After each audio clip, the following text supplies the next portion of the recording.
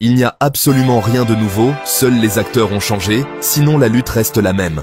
En 1987, il y avait un vieux civil en Côte d'Ivoire, un général aux affaires au Niger, un capitaine au Burkina Faso, le plus jeune du groupe, et un autre officier au Mali.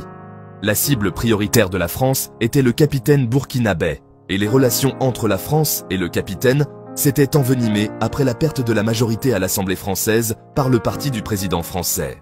Les trois du Mali, Niger et Burkina travaillaient ensemble sur un projet de fédération des trois pays, le Liptako Gourma. Aujourd'hui, en 2024, le parti du président français a perdu la majorité à l'Assemblée nationale. Nous avons un vieux civil à la tête de la Côte d'Ivoire, un général au Niger, un capitaine au Burkina Faso, le plus jeune du groupe, et un autre officier au Mali. Comme en 1987, c'est le vieux civil ivoirien que les néocolonialistes instrumentalisent pour chercher à assassiner le capitaine burkinabé, qui est la cible prioritaire de la France. Oui, c'est bien ça. La cible prioritaire de la France reste le capitaine burkinabé. Ils avaient fait circuler des tracts en 1987, faisant croire que Sankara s'enrichissait, le qualifiant de fou et d'instable, et jouant sur son appartenance ethnique. Oui, c'était une époque de grande manipulation et de fausses informations. Absolument.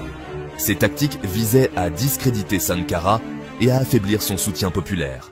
En 1987, Houphouët avait 82 ans et Sankara n'avait pas 40 ans. C'est vrai. Et en 2024, Alassane Ouattara a 82 ans et Ibé n'a pas 40 ans. Sankara a succédé à Jean-Baptiste Ouédraogo, qui était resté au pouvoir pendant 8 mois, et Ibé a succédé à Damiba, qui était resté au pouvoir pendant 8 mois. Ces parallèles montrent comment l'histoire peut souvent se répéter, avec des dynamiques similaires se jouant à travers les décennies. La nature nous avertit que c'est notre dernière chance.